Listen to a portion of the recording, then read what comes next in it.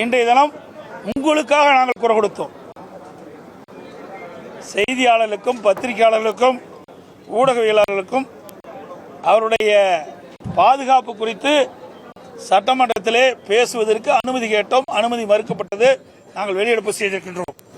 கிட்டத்தட்ட 10 நாட்களுக்கு முன்பு ஊடகவியலர் திரு சவுக்கு சங்கர் வீட்டில் 24/3/2025 அன்று காலை அவரது தாயார் அவர்கள் தனியாக வீட்டில் இருந்தபோது சுமார் 50 பேர் கொண்ட கும்பல் அத்துமீறி அவருடைய வீட்டின் கதவை உடைத்து உள்ளே நுழைந்து தாக்கல் நடத்தி அங்கு இருக்கின்ற பொருட்களை எடுத்துச் சென்றதுடன் அந்த பொருட்கள் பல பொருட்களை அடித்து நொறுக்கியிருக்கின்றார்கள்.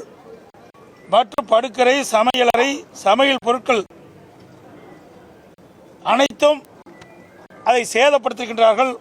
அதோடு வீட்டுக்குள் நுழைகின்ற பொழுதே அவள் எடுத்து வந்த அந்த மலத்தை வீட்டுக்குள் கொட்டியும் சாக்கடை தண்ணீரை ஊற்றியும் வீட்டை மிக மிக மோசமான முறையிலே, கொடுமையான முறையிலே இந்த செயல் செய்திருக்கின்றார்கள்.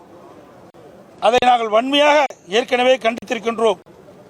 இப்படி கீழ்த்தரமான செயல் இதுவரை தமிழகத்திலே நடந்த வரலாறு இல்லை. கொடுக்கல கேட்டா 10 நாளா நாங்க இதை தொடர்ந்து கேட்டுக்கிட்டே இருக்கிறோம். இது ஒரு முக்கியமான பிரச்சனைங்க. உங்களுக்கெல்லாம் பாதுகாப்புக்காக தான் இந்த பிரச்சனையை எழுப்புறோம்.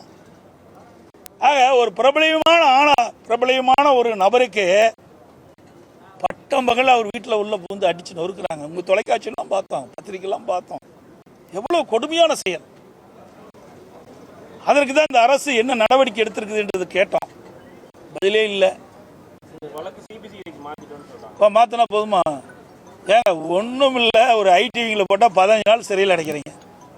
ஒரு செய்தியை, நாட்டில் நிலவுகின்ற செய்தியை வெளிப்படுத்தினா எங்களுடைய கட்சி தோழர்களை, நிர்வாகிகளை சிறையில் அடைச்சு ஜாமீனுக்கு போராடி எடுக்கிறோம்.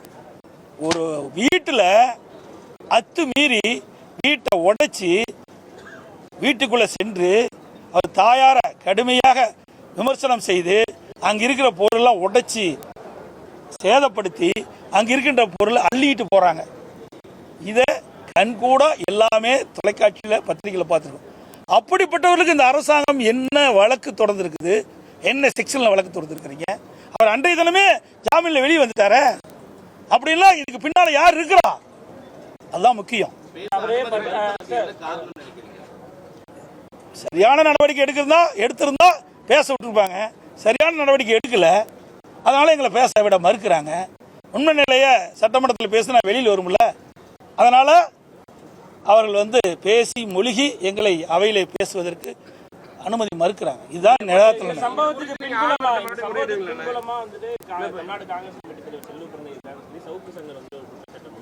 அதுக்கு நாங்கள் உள்ளேலாம் போகல. எங்களுடைய கோரிக்கை, ஜனநாயக நாட்டில் அனைவரும் சமம். இது ஒரு மிகப்பெரிய ஜனநாயக நாடு இந்தியா. அதில் தமிழ்நாடு மாநிலம் இருக்குது. தமிழ்நாடு இருக்கிற காவல்துறை, ஸ்காட்லாந்து காவல்துறைக்கு இணையாக போற்றப்பட்ட காவல்துறை இன்றைக்கு கைகட்டி மௌனம் சாதித்து திமுகவுக்கு ஏவல் துறையாக செயல்படுறதுதான் மிக மிக கேவலமா இருக்குது.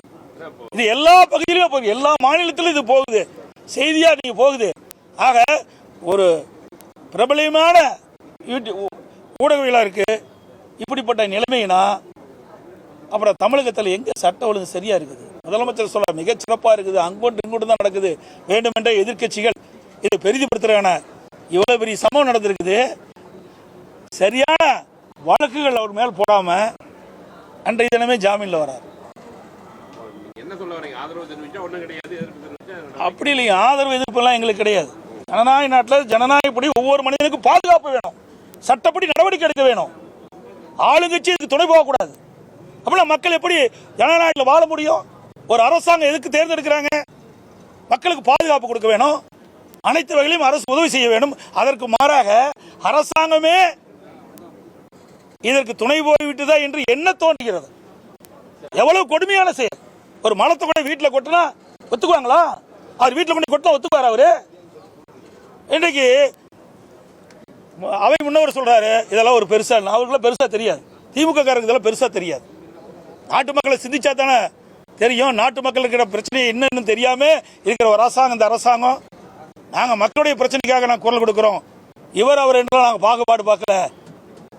எந்த ஒரு மனிதருக்கு இப்படிப்பட்ட நிகழ்வு நடக்கக்கூடாது என்பதுதான் எங்களுடைய நிலைப்பாடு.